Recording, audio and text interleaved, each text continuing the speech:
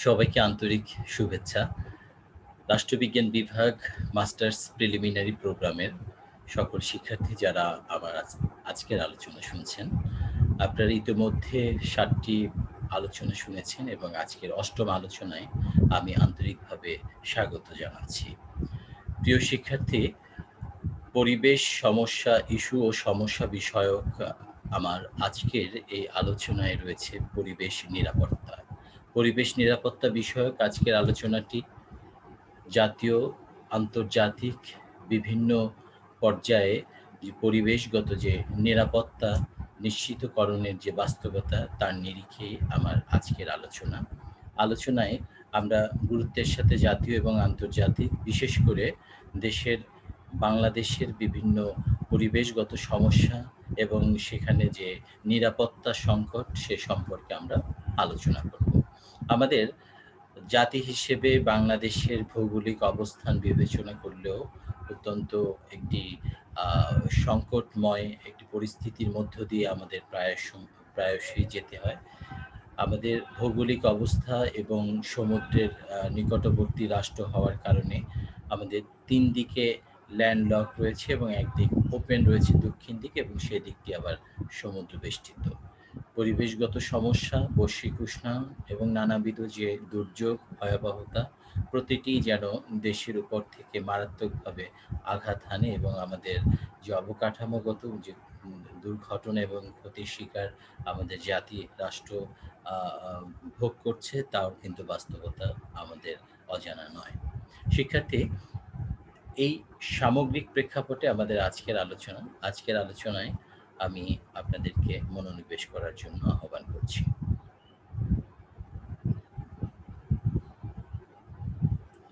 জাতীয় বিশ্ববিদ্যালয়ের online class কার্যক্রম যেভাবে ধারাবাহিকভাবে পরিচালিত হচ্ছে এবং আমি ধারণা করছি মাস্টার্স প্রিলিমিনারি প্রোগ্রামের আপনারা যারা অধ্যয়নরত রয়েছেন, আপনারা নিয়মিতভাবে এই ক্লাসগুলো যদি আপনারা চর্চা করেন এবং শোনেন, আমার ধারণা আপনাদের আমি যে কোর্সটি নিচ্ছি পরিবেশ ইস্যু সমস্যা, এই কোর্সে আ কোনো ধরনের সমস্যা থাকবে না। তথাপিও আপনাদের সুনির্দিষ্ট কিছু বই এবং যদি কোনো পরামর্শের প্রয়োজন হয়, নিচে ইমেইল অ্যাড্রেস দেয়া আছে, সেখানে আপনারা প্রশ্ন করতে পারবেন। আজকের আলোচনার শিরোনাম পরিবেশগত নিরাপত্তা এবং আপনাদের সাথে আমি আছি এম তারিকুজ্জামান, সহকারী অধ্যাপক, রাষ্ট্রবিজ্ঞান বিভাগ, সরকারি বিএম কলেজ, বরিশাল। শিক্ষার্থী, শুরুতে আলোচনার শুরুতে একটি স্লাইডে প্রদর্শিত হয়েছে একটি শিশু, কার্টুন শিশু। সে ভাবছে, কি ভাবছে? সেই প্রশ্নটি আপনাদের কাছেও। শিশুটি ভাবছে যে একটি বিরান ভূমিতে, একটি মাঠে, ধুধু মাঠে একটি বালক শিশু বসে আছে। তার পাশে আ আ খালি একটি কলসি এবং মাঠের চৌচির হয়ে যাওয়া গরম এবং বৈশ্বিক উষ্ণায়নের ফলে মরুভূমিতে সৃষ্টি হওয়া সবুজ মাঠ এবং বিরান ভূমি, যেখানে সবুজের কোনো আ চিহ্নমাত্র নেই। সু কিছু, কিছু ঘাস দেখা যাচ্ছে। কিন্তু এই অনিশ্চয়তা, পানির সংকট এবং যে কৃষির অনুপযোগী যে মাঠ হয়ে যাওয়া এবং তার ফলে যে দারিদ্র্য দশা, তার একটি প্রতিবিম্ব আমরা এই চিত্রের মাধ্যমে দেখতে পাচ্ছি। শিশুটির পেছন থেকে নেয়া চিত্রে ভগ্ন হৃদয়ে একটি বালক, যার বয়স কিনা ৮ থেকে ১০ বছর সর্বোচ্চ, সেই শিশুটি কী বা বোঝে? কিন্তু তার ঘাত প্রতিঘাত, পরিবেশের নির্মমতা তাকে শিখিয়ে দিয়েছে, তাকে বুঝিয়ে দিয়েছে পরিবেশের এই বিপর্যয় এবং পরিবর্তনের কাছে সমাজ, বাস্তবতা, পরিবার কতটা অসহায় এবং তাদের এই নিরাপত্তাহীনতা, তাদের এই সংকট এবং দুর্ভিক্ষের যে পরিণতি, খাদ খাদ্যের অভাব, সবকিছুই যেন এই ছবির মধ্য দিয়ে ফুটে উঠেছে। শিক্ষার্থী, আমরা পুরো আলোচনায় আমাদের যে সংকটগুলো রয়েছে এবং সেই সংকটের মধ্যে যে নিরাপত্তাগত যে প্রস্তুতি থাকা দরকার এবং কেন এটি হচ্ছে, এই সবকিছু নিয়ে আমাদের আজকের আলোচনা। আমরা আলোচনার ভেতরে প্রবেশ করেছি ইতোমধ্যে। আজকের এনভায়রনমেন্টাল সিকিউরিটি ইস্যুজ নিয়ে আলোচনা করছি এবং সেখানে আপনাদের সাথে ডিবেটিং এনভায়রনমেন্ট অ্যান্ড সিকিউরিটি নিয়ে আলোচনা করব। Cooperation, security and the environment এবং security cooperation and international bargaining.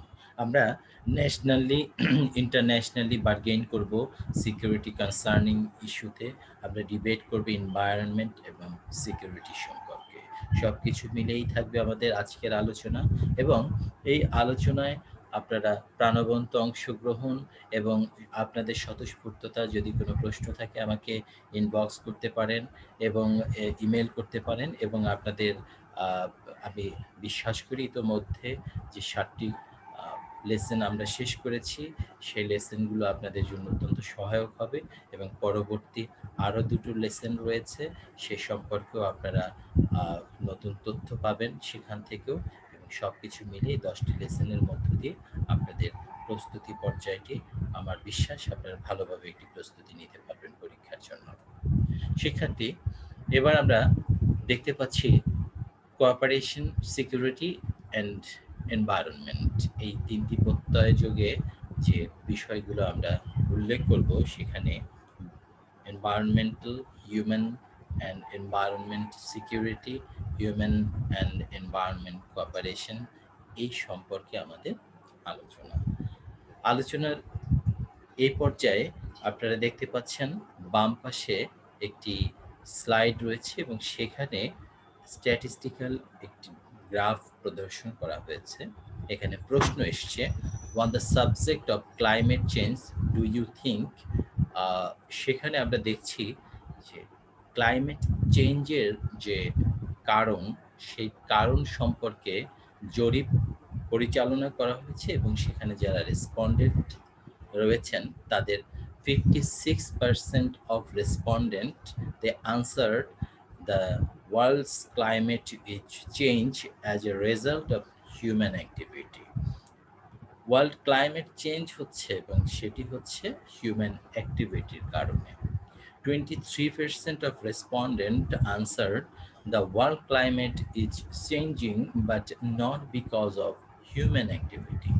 তাদের ধারণা ওয়ার্ল্ড ক্লাইমেট চেঞ্জ হচ্ছে, বাট সেটি হিউম্যান অ্যাক্টিভিটির জন্য হচ্ছে না। এরপরে আমরা দেখতে পাচ্ছি the world climate is not changing, যারা কিনা বলছে 7% পপুলেশন, তারা বলছে world climate is not changing. এখানে একটি বিষয় আমরা লক্ষ্য করলাম যে ওয়ার্ল্ড ক্লাইমেট চেঞ্জ হচ্ছে না, এই কথাটি কারা বলছে? 7% পপুলেশন তারা বলছে এবং 14% পপুলেশন যারা রয়েছে তারা বলছে যে উই ডোন্ট নো, তারা জানে না যে ওয়ার্ল্ড ক্লাইমেট চেঞ্জ হচ্ছে এবং কেন হচ্ছে সে সম্পর্কে তারা জানে না। এই পরিস্থিতি দিয়ে আমরা যে বাস্তবতাটি বুঝতে পারছি সেটি হচ্ছে ওয়ার্ল্ড ক্লাইমেট চেঞ্জ হচ্ছে এবং সেখানে 56% অফ টোটাল রেসপন্ডেন্ট তারা বলছে যে হিউম্যান অ্যাক্টিভিটির কারণে ওয়ার্ল্ড ক্লাইমেট চেঞ্জ হচ্ছে। তাহলে হিউম্যান অ্যাক্টিভিটি কি সে সম্পর্কে কিন্তু আমরা জেনেছি। ২ ধরনের ক্লাইমেট চেঞ্জের পেছনে ২ ধরনের কারণ রয়েছে। একটা হচ্ছে প্রকৃতিগত কারণ, আরেকটি হচ্ছে মনুষ্য সৃষ্ট কারণ।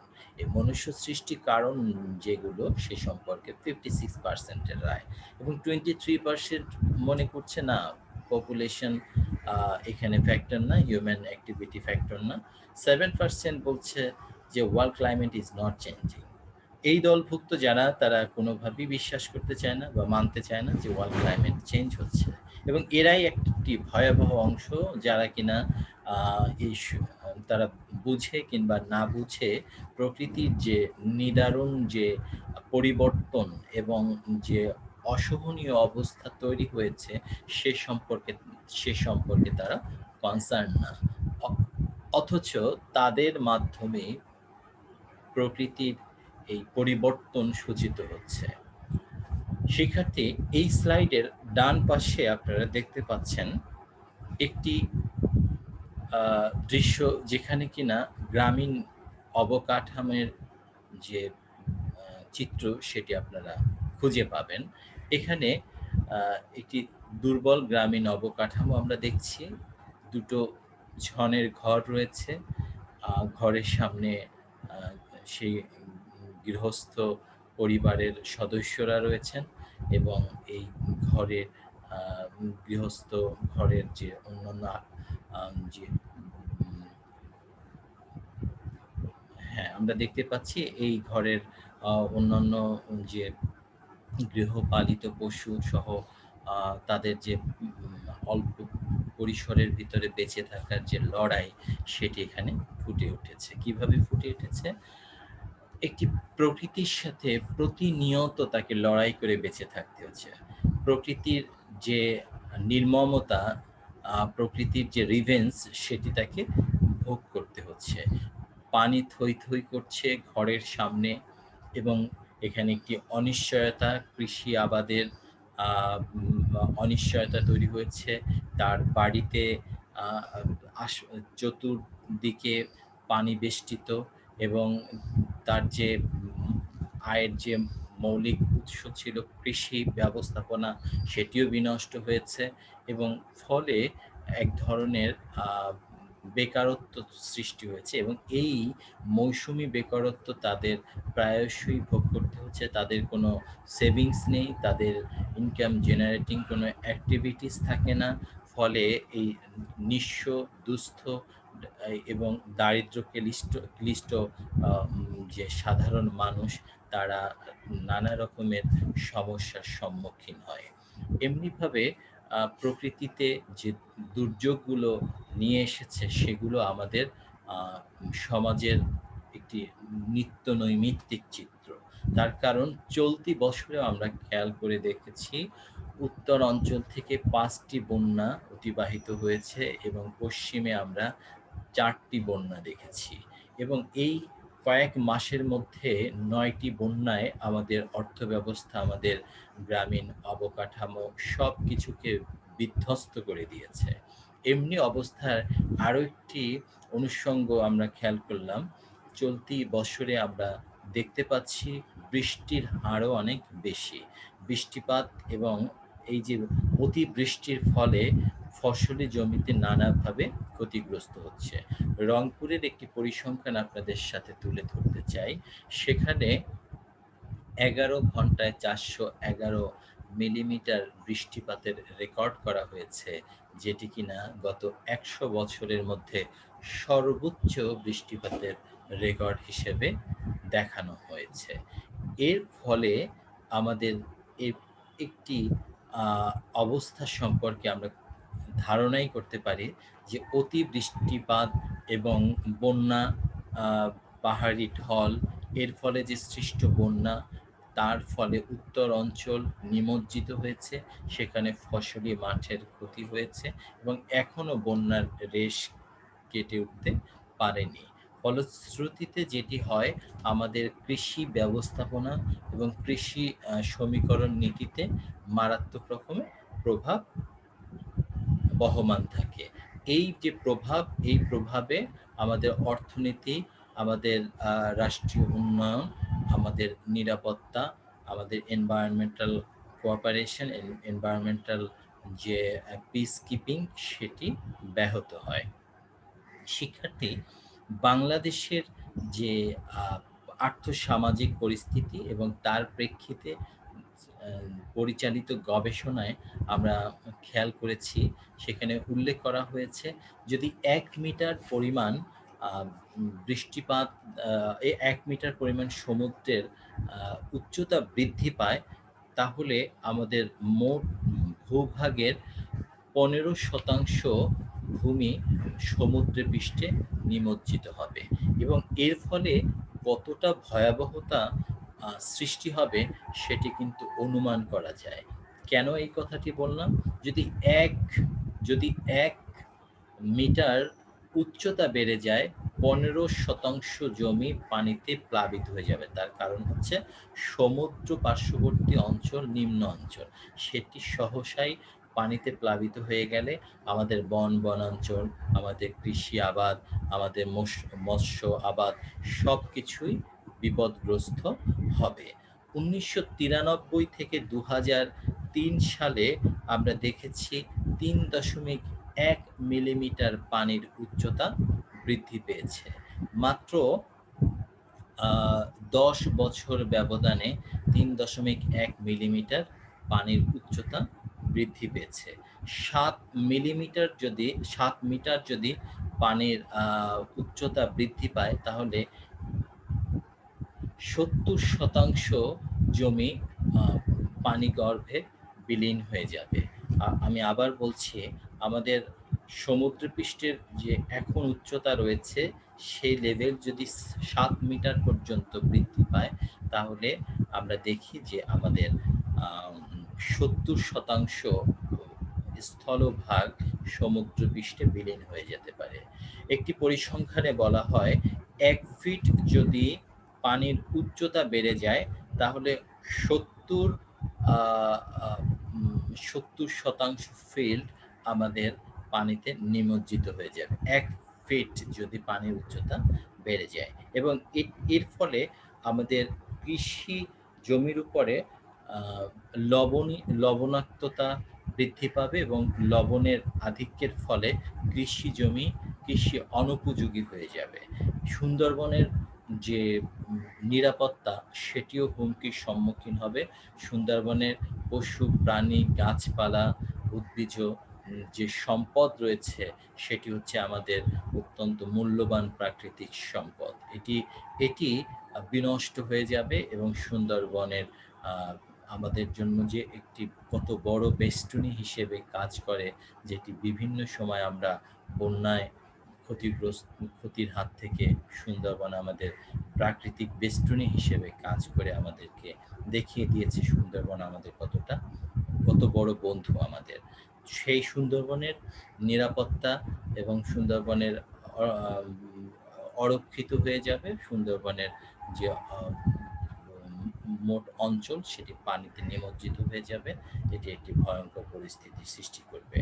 আমরা দেখছি যে সমুদ্রে এখন একাধিক সময় সাইক্লোন হচ্ছে, এবং এই সাইক্লোনের মাত্রাটা সাধারণত 9.5 উইকে ৯ বা ৯.৫ সপ্তাহে একটি করে সাইক্লোন হতে দেখা যায়।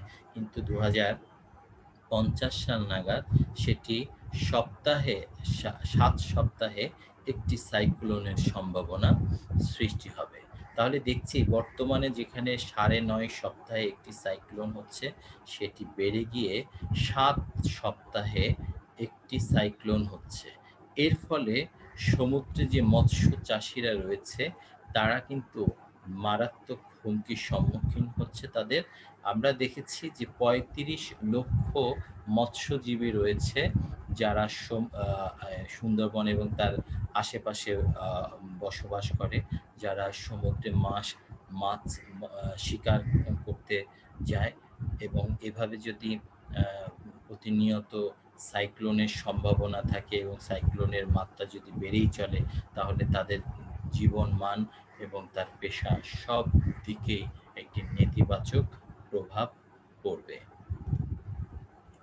এবার আমরা দেখি যে এই যে ক্লাইমেট চেঞ্জ হচ্ছে, সেই সম্পর্কে কি বলা হয়েছে। ক্লাইমেট সিকিউরিটি অ্যাক্ট অনুমোদিত হয়েছে ২০১৯ সালে। সে বিলে যে কথাগুলো বলা হয়েছে, তার সংক্ষিপ্ত কয়েকটি লাইন আপনাদেরকে আমি পড়ে শোনাচ্ছি। To establish the position of climate security envoy within the Department of State, who shall develop policies to address security concern with climate change, and serve as a liaison with other federal agencies and international partners on climate security issues, to express concern with the improved um, preparedness for growing security issues in the article, to establish the position of special representatives for the article and for other purpose. এখানে climate security টি নিশ্চিত করতে হবে রাষ্ট্রকে, এবং সেই রাষ্ট্রীয় পর্যায়ে যদি এর বিষয়ে অ্যাড্রেস করা হয়, রাষ্ট্রীয় পর্যায়ে যদি ব্যবস্থা করা হয়, তারা যদি কনসার্ন থাকে, তাহলে ক্লাইমেট চেঞ্জটি সমন্বিতভাবে করা সম্ভব হবে। এবং সেটি করা সম্ভব হলে যে বিভিন্ন এজেন্সিস রয়েছে, ইন্টারন্যাশনাল পার্টনার্স রয়েছে, তারা এই ক্লাইমেট ইস্যুকে কেন্দ্র করে তারা কনসার্ন থাকবে, এবং সেখানে সিকিউরিটি ইস্যুসটাকে প্রিভিলেন্স দেওয়া হবে, এবং প্রিভিলেন্স দিলে পরে এই সমস্যা, এই পারপাসটাকে গুরুত্বের সাথে বিবেচনা করা যাবে। তাহলে প্রথমে যেটি হতে হবে সেটি হচ্ছে এই ইস্যুটাকে স্ট্যাবলিশ করতে হবে। এখানে জনমত এবং এই তথ্য তথ্যের আদান প্রদান হতে হবে, এবং সেখানে স্টেট পর্যায় থেকে ইন্টারন্যাশনালি এবং বিভিন্ন অর্গানাইজেশনের মাধ্যমে এই সমস্যা সমাধান করার জন্য একটি সিকিউরিটি অ্যালায়েন্স তৈরি করতে হবে।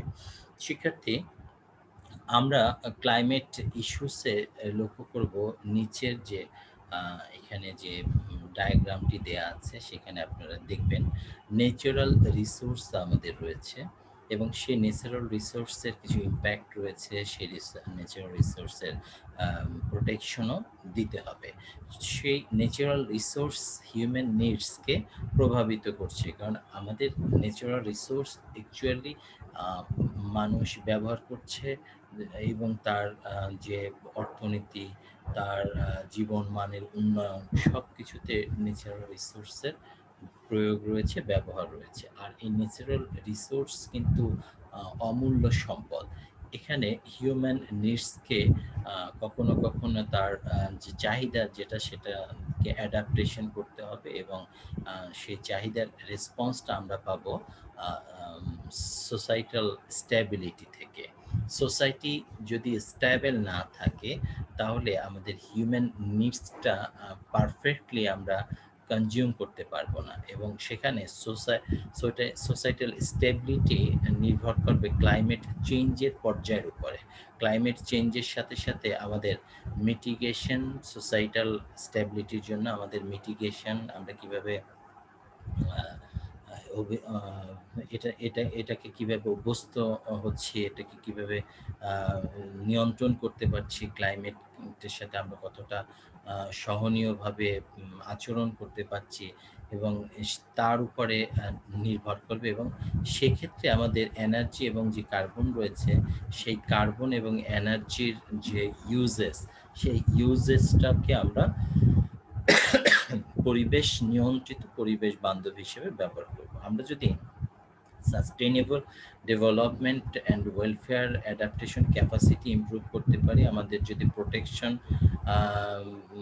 অফ আমাদের যে ন্যাচারাল রিসোর্স, সেগুলোকে যদি আমরা প্রোটেক্ট করতে পারি, আমাদের যদি ইমিউশনগুলোকে রিডিউস করতে পারি, তাহলে আমরা এনার্জিকে ইমপ্রুভ করতে পারবো, এবং এই এনার্জি ইমপ্রুভ করার মধ্য দিয়ে আমাদের একটি সাইকেল তৈরি হবে, সেটা হচ্ছে ক্লাইমেটের স্ট্যাবিলিটি তৈরি হবে, এবং এই ক্লাইমেট আমাদের সোশ্যাল স্ট্যাবিলিটিকে ডিনোট করবে, এবং এই সোশ্যাল স্ট্যাবিলিটি আমাদের ন্যাচারাল রিসোর্স এবং সোশ্যাল স্ট্যাবিলিটি, এইগুলো আমাদের হিউম্যান নিডের জন্য অত্যন্ত আবশ্যক। এবং এই হিউম্যান নিডকে পারপাসিভলি যখন এনশিওর করবে, তখন আমাদের ক্লাইমেট সিকিউরিটি এনশিওর হবে। কাজেই ক্লাইমেট সিকিউরিটি এনশিওর করতে গেলে আমাদের ডেফিনেটলি কয়েকটি বিষয় আমাদের ভাবতে হবে, এবং সেই ভাবনার জায়গাগুলোতে আমরা দেখি যে ন্যাচারাল রিসোর্সের কথা আমরা বলছি, আমরা হিউম্যান নিডসের কথা বলছি, আমরা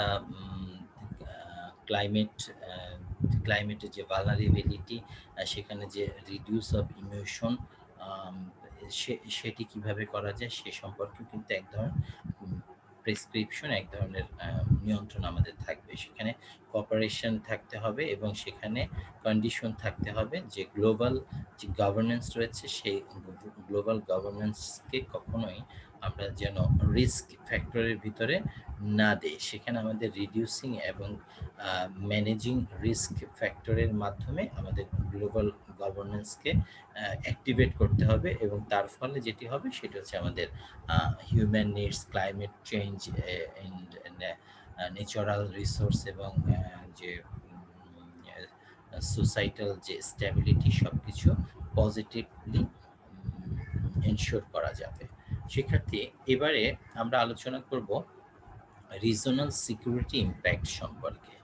রিজনাল সিকিউরিটি ইম্প্যাক্টের কথাটা বললাম এই কারণে যে রিজনাল সিকিউরিটি বলতে আমরা বোঝাচ্ছি যে অঞ্চল ভেদে আঞ্চলিক অবস্থার প্রেক্ষিতে আমরা খেয়াল করতে পারি যে পৃথিবীতে আঞ্চলিক অবস্থার প্রেক্ষিতে পরিবেশের এবং ভৌগোলিক আহ, অবস্থার পরিবর্তন হয় এবং এই যে পরিবেশগত জলবায়ুগত যে পরিবর্তন হয় সেটি আঞ্চলিক অবস্থার প্রেক্ষিতেই হয়ে থাকে এবং সেখানে আমরা দেখি যে আঞ্চলিক যে আঞ্চলিক পরিবর্তনকে আমরা কোনোভাবেই অ্যাভয়েড করতে পারবো না। তার কারণ হলো যে আঞ্চলিক সমস্যার সমাধান আন্তর্জাতিকভাবে হয়তো করা যাবে না, কারণ সে তার অবকাঠামো এবং সমস্যার ধরন, সমস্যার প্রকোপ এগুলো বিবেচনা করেই করতে হবে। আপনারা যদি দেখেন যে বায়ুপ্রবাহ এবং সূর্যের তাপমাত্রা আহ, এবং জলবায়ুগত যে তারতম্য সেটি কিন্তু সেটি কিন্তু অঞ্চল ভেদে বিভিন্ন রকম হয়। আবহাওয়ার কথা যদি বলি, আমরা একটু নাতিশীতোষ্ণ অঞ্চলে বসবাস করছি। আবার ইউরোপীয় আবহাওয়ার সাথে যদি তুলনা করি তাহলে সেখানে শীত প্রধান অঞ্চল, অর্থাৎ প্রশান্ত মহাসাগর একদিকে, তারপরে আটলান্টিক মহাসাগর। এই এই এই এই কারণে মার্কিন যুক্তরাষ্ট্রের আবহাওয়া যেমন একটি ডিফারেন্ট, পাশাপাশি আটলান্টিক মহাসাগর পার্শ্ববর্তী ইউরোপীয় অঞ্চলগুলোতেও কিন্তু আবহাওয়াগত পরিবর্তন আছে।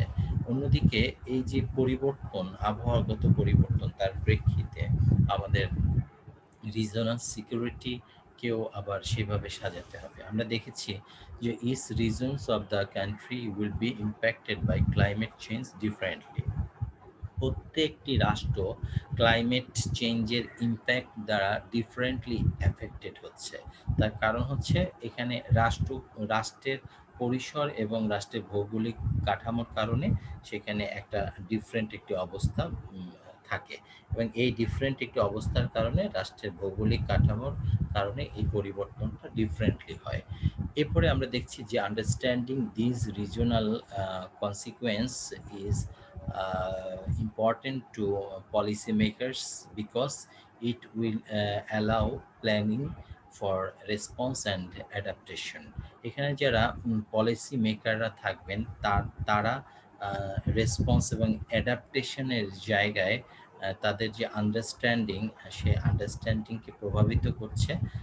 তার কারণ হচ্ছে যে এখানে রিজনাল যে আন্ডারস্ট্যান্ডিং সেটিকে যদি ইম্পর্টেন্স না দেওয়া হয় তাহলে পলিসি মেকিং পর্যায়ে পারফেক্টলি কাজ করবে না। সেখানে প্ল্যানিং করতে হবে দ্য রেসপন্স এবং অ্যাডাপ্টেশনের উপরে। রেসপন্স এবং অ্যাডাপ্টেশনকে প্রিভিলেন্স দিয়ে তারপরে তাহলে সেখানকার পলিসি মেকিংকে নির্ধারণ করতে হবে। এরপরে দেখছি the impact of climate change is the in the USA are much more complicated than a simple raise in temperature. US এর যে ক্লাইমেট চেঞ্জ সেটি কমপ্লিকেটেড। আমরা সেখানকার ক্লাইমেট চেঞ্জ ইম্প্যাক্ট এবং সেখানকার যে পলিসি সেটিও কমপ্লিকেটেড। আমরা ইউএস এর যদিও ক্লাইমেট চেঞ্জ ফ্যাক্টরে তাদের অনেক ভূমিকা রয়েছে, এখানে পজিটিভ ভূমিকাকে আমি মিন করছি। যদি ক্লাইমেট চেঞ্জ ইস্যুতে ইউএসএ সক্রিয়ভাবে কাজ করে, আন্তর্জাতিক সহযোগিতা এবং আন্তর্জাতিক যে ভয়েস রেজ করে, কারণ পৃথিবীর একটি ভালনারেবিলিটি পরিস্থিতি যাতে তৈরি না হয়। আমরা দেখেছি প্রথমে এই স্লাইড 7% পিপল যারা মনে করে যে ক্লাইমেট চেঞ্জ হচ্ছে না, কিন্তু ইউএসএর অধিকাংশ জনগণ মনে করে ক্লাইমেট চেঞ্জ হচ্ছে, কিন্তু সেখানে রাষ্ট্রীয় পর্যায়ে যে ধরনের পৃষ্ঠপোষকতা থাকা দরকার আমরা সেটা দেখছি না। এরপরে দেখছি যে planners cannot take a one side fits all one-size-fits-all approach to addressing climate change across the country. Instead, adaptations and response measures must be tailored to fit each region. এখানে একটা বিষয় ভাবতে হবে, অ্যাপ্রোচ রয়েছে ওয়ান সাইজ ফিটস অল। একটা prescription সকলের জন্য যে অ্যাপ্লিকেবল হবে সেটি কিন্তু নয়। প্ল্যানার্সরা এইটা নিতে পারে না যে একই সমস্যা বা একই মেজার সবার জন্য, সব রাষ্ট্রের জন্য উপযোগী সেটি হতে পারে না। সেজন্য যেটি করা দরকার, যে কিছু জায়গায় অ্যাড্রেস করা দরকার, এবং সেই অ্যাড্রেসটা অবশ্যই অ্যাডাপ্টেশন অ্যান্ড রেসপন্স মেজারকে বিবেচনা করে অঞ্চল অনুযায়ী প্ল্যান ঠিক করতে হবে, যে ক্লাইমেট চেঞ্জ ক্ষেত্রে অ্যাক্রস দ্য কান্ট্রি, সমগ্র দেশব্যাপী এই অঞ্চল ভিত্তিক সমস্যা সমাধানের জন্য পদক্ষেপ গ্রহণ করতে হবে। This requires governments to exhibit long term foresight and a political conscious to plan for extreme event. এখানে গভর্নমেন্টকে লং টার্ম কিছু পদক্ষেপ গ্রহণ করতে হবে পলিটিক্যাল কনসাস নিয়ে। এই এক্সট্রিম ইভেন্ট, এক্সট্রিম যে পরিস্থিতি তৈরি হয়েছে, ঘটনা ঘটছে, সেটা রোধ করার জন্য শর্ট টার্ম কোনো পরিকল্পনা বা পদক্ষেপ নিয়ে ক্লাইমেট চেঞ্জ, ক্লাইমেট সিকিউরিটিকে এনশিওর করা সম্ভব হবে না। তার কারণ হচ্ছে ক্লাইমেটের এই যে পরিবর্তন, এটি কিন্তু ধীরে ধীরে তৈরি হয়েছে, কাজেই এটি একটি লং টার্ম পলিসির মধ্য দিয়ে করতে হবে। এখানে আমরা দেখতে পাই যে ইজ ক্লাইমেট চেঞ্জ আর সিকিউরিটি রিস্ক। ক্লাইমেট চেঞ্জ কি প্রত্যেক ক্লাইমেট চেঞ্জ কি সিকিউরিটি রিস্ক করছে? আপনারা কি মনে করেন এতক্ষণ যে আমরা আলোচনা করলাম তাতে, যে ক্লাইমেট চেঞ্জ কি অ্যাকচুয়ালি সিকিউরিটি রিস্ক তৈরি করছে? আপনাদের কি ধারণা? যদি মনে করেন আপনারা হ্যাঁ ক্লাইমেট চেঞ্জ সিকিউরিটি রিস্ক তৈরি করছে, তাহলে আপনারা দেখেন যে বিভিন্নভাবে আমাদের সিকিউরিটি রিস্ক তৈরি করছে। High probability, high impact risk আমাদের এখানে আছে, সেগুলো আমরা এখন বিবেচনা করব, এবং সেগুলো কী ধরনের। দেখুন শিক্ষার্থী, যে থ্রেট মাল্টিপ্লার কিছু সিকিউরিটি তৈরি হচ্ছে, থ্রেট তৈরি হচ্ছে, সেখানে আমরা দেখি যে accelerant of instability exacerbated existing risk to security. এখানে যে সমস্যাটা সেটি হচ্ছে ক্রমান্বয়ে একজন থেকে আরেকজনের মধ্যে এটা স্প্রেড হচ্ছে। আমরা সমস্যা, এই যে গ্লোবালি যে ক্লাইমেট চেঞ্জ হচ্ছে, এই সমস্যা আমি বারবার আপনাদেরকে বলেছি, সেটি হচ্ছে কোনো একটি দেশের সমস্যা না, বা কোনো একটি অঞ্চলের সমস্যা না, এটি কিন্তু গ্লোবাল সমস্যা, এবং এই গ্লোবাল সমস্যা পৃথিবীব্যাপী সর্বত্রই কিন্তু বয়ে চলেছে। এবং এই সমস্যা সমাধানের জন্য যদি ইন্টারন্যাশনাল অ্যালায়েন্স না থাকে, এবং রাষ্ট্রীয়ভাবে যদি এটিকে গুরুত্বের সাথে বিবেচনা করা না হয়, তাহলে এই সমস্যার সমাধান হয় না। আপনারা যদি মনে করেন যে একটি ভাইরাস, যেটি হচ্ছে মহামারী আকার ধারণ করেছে, এবং সেই মহামারী ভাইরাসটি কি কোনো একটি রাষ্ট্র থেকে উৎপত্তি হতে পারে, কিন্তু যখন সেটি মহামারী হয়ে যায়, তখন কি সেই দায় শুধু একটি রাষ্ট্রের, যে রাষ্ট্র থেকে উৎপত্তি হয়েছে তার, নাকি সমগ্র জাতি, সমগ্র রাষ্ট্র সম্মিলিত প্রয়াসের মধ্য দিয়ে সেই মহামারী দূর করার জন্য পদক্ষেপ নিতে হবে? অবশ্যই সমস্ত রাষ্ট্রকে পদক্ষেপ নিতে হবে। এখানেও বিষয়টি সেরকম, যে ক্লাইমেট চেঞ্জের যে সিকিউরিটি রিস্ক, সেই রিস্ক কিন্তু কোনো একটি বিশেষ রাষ্ট্রের না, সেটি একাধিক রাষ্ট্রেরও না, সমগ্র পৃথিবীর। কাজেই গ্লোবালি এই সমস্যার সমাধান করতে হবে। এখানে আমরা কিছু ডিরেক্ট থ্রেট দেখি এবং কিছু ইনডিরেক্ট থ্রেট দেখি। আমাদের ডিরেক্ট থ্রেটগুলো আমাদের ইনফ্রাস্ট্রাকচার, আমাদের ভিত্তি, আমাদের ন্যাশনাল সিকিউরিটির উপরে পড়ে, এবং এই ডিরেক্ট থ্রেটকে যদি আমরা রোধ করতে না পারি, তাহলে আমাদের সমস্যা তৈরি হতে পারে। যেমন আমাদের ইনডিরেক্ট থ্রেট যেগুলো আমরা মেজার করি, তার ভিতরে আমাদের ওয়াটার, ফুড অ্যান্ড এনার্জির ক্ষেত্রে আমরা দেখি যে থ্রেট করছে, কিরকম?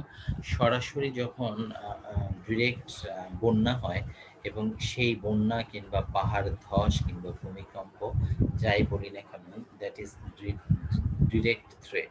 কিন্তু এর ডিরেক্ট থ্রেটের পরে যে ইনডিরেক্ট যে থ্রেটটা আসে সেটা হচ্ছে আমাদের water water salination, pure drinking ওয়াটারের ক্রাইসিস, আমাদের ফুড সিকিউরিটি তৈরি হয়, আমাদের এনার্জির যে সক্ষমতা সেটি হ্রাস পায়।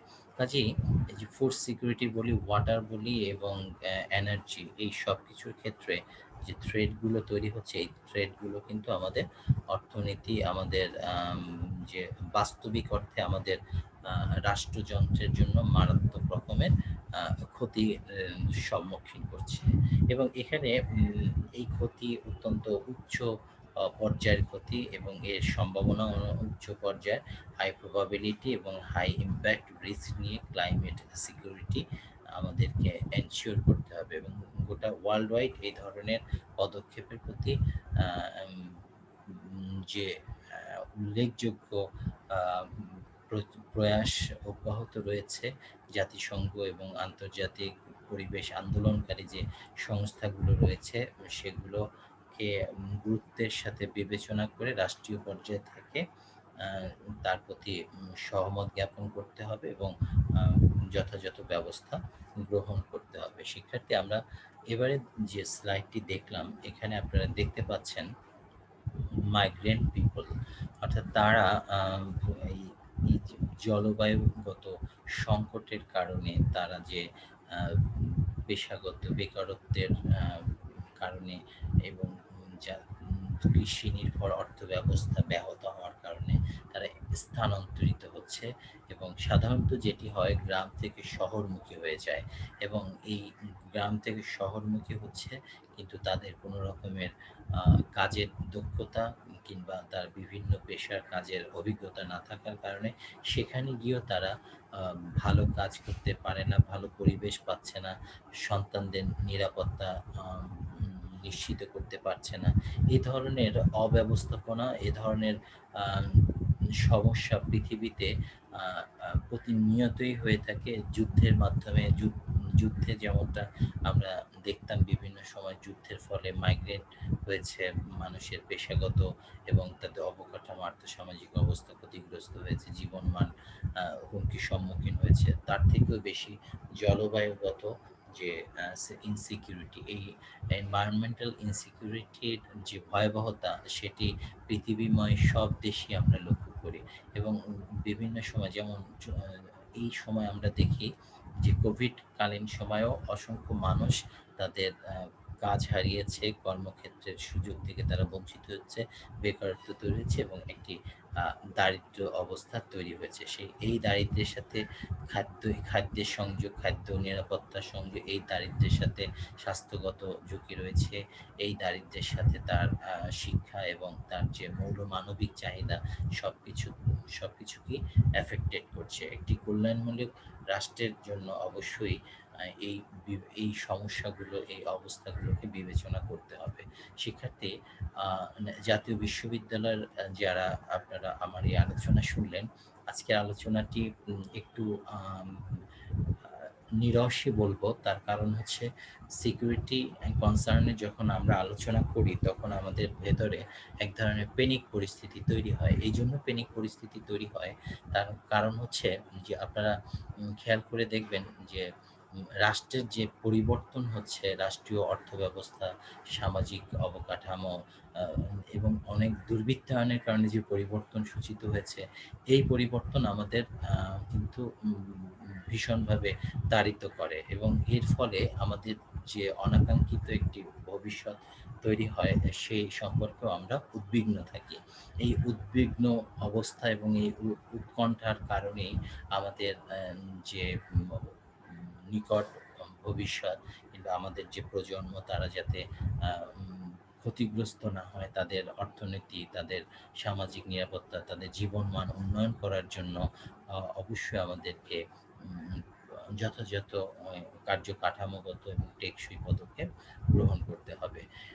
এই এই আলোচনায় আপনারা যারা অংশগ্রহণ করেছেন তাদেরকে আমি আ আবার ধন্যবাদ জানাচ্ছি এবং এই ধন্যবাদ জানিয়ে আজকের আলোচনা এখানেই শেষ করছি। প্রিয় শিক্ষার্থী, আপনাদের সবাইকে আন্তরিক শুভেচ্ছা। ভালো থাকবেন, সুস্থ থাকবেন। আ সবার সুস্বাস্থ্য কামনা করছি। আল্লাহ হাফেজ।